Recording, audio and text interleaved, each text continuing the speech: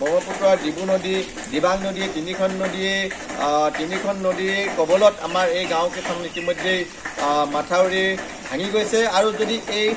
অলপ ভাঙোতেনে যদি জিৰ'বেগৰ মাথাউৰি যদি চৰকাৰে ৰিপেয়াৰিং কৰিবলৈ যদি প্ৰচেষ্টা হাতত নলয় তেতিয়াহ'লে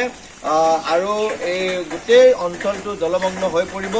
আৰু ইয়াৰ যিটো ক্ষতি হ'ব ক্ষতিপূৰণটো চৰকাৰে পূৰণ কৰিবলৈ অসম্ভৱ হ'ব। গতিকে আমি ইয়াৰ দ্বাৰাই আজি এই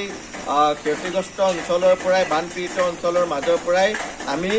অসম চৰকাৰ জিলা প্ৰশাসন আৰু আমি সকলো ৰাজহুৱা অনুষ্ঠান প্ৰতিষ্ঠান মিডিয়া সকলোকে অনুৰোধ জনাইছোঁ যাতে আমাৰ এই বানপীড়িত ৰাজ্যক যৎকিঞ্চিত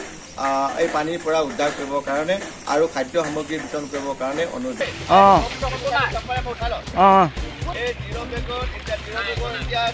আপোনালোকে সোনকালে ব্ৰহ্মপুত্ৰ মানে আমাৰ জলত পানী সকলোৱে গম পাইছে আমাৰ আজি ইয়াত আছোঁতে আমাৰ ব্ৰহ্মপুত্ৰৰ আৰু ডিবু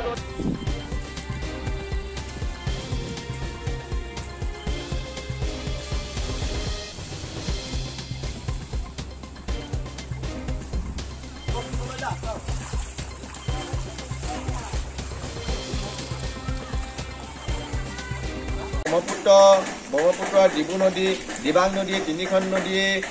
তিনিখন নদী কবলত আমাৰ এই গাঁওকেইখন ইতিমধ্যেই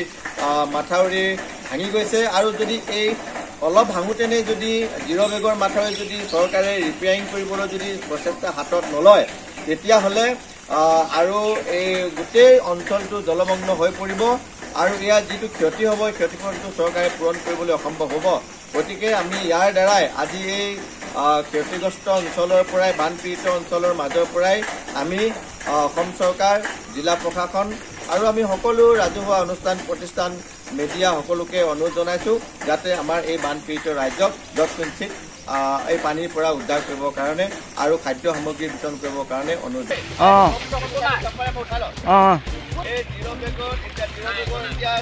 আপোনালোকে সোনকালে ব্ৰহ্মপুত্ৰ মানে আমাৰ জলত পানী সকলোৱে গম পাইছে আমাৰ আজি ইয়াত আছোঁতে আমাৰ ব্ৰহ্মপুত্ৰৰ আৰু ডিবু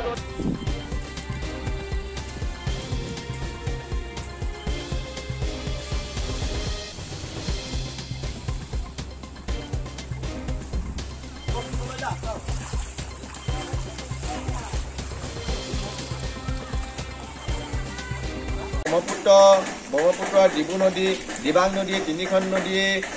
তিনিখন নদী কবলত আমাৰ এই গাঁওকেইখন ইতিমধ্যেই মাথাউৰি ভাঙি গৈছে আৰু যদি এই অলপ ভাঙোতেনে যদি জিৰ'বেগৰ মাথাউৰি যদি চৰকাৰে ৰিপেয়াৰিং কৰিবলৈ যদি প্ৰচেষ্টা হাতত নলয় তেতিয়াহ'লে আৰু এই গোটেই অঞ্চলটো জলমগ্ন হৈ পৰিব আৰু ইয়াৰ যিটো ক্ষতি হ'ব ক্ষতিপূৰণটো চৰকাৰে পূৰণ কৰিবলৈ অসম্ভৱ হ'ব। গতিকে আমি ইয়াৰ দ্বাৰাই আজি এই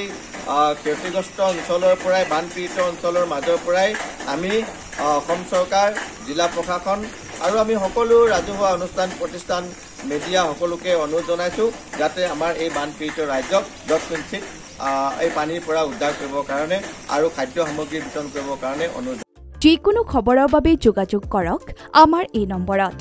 7099017330 আৰু 7099017110।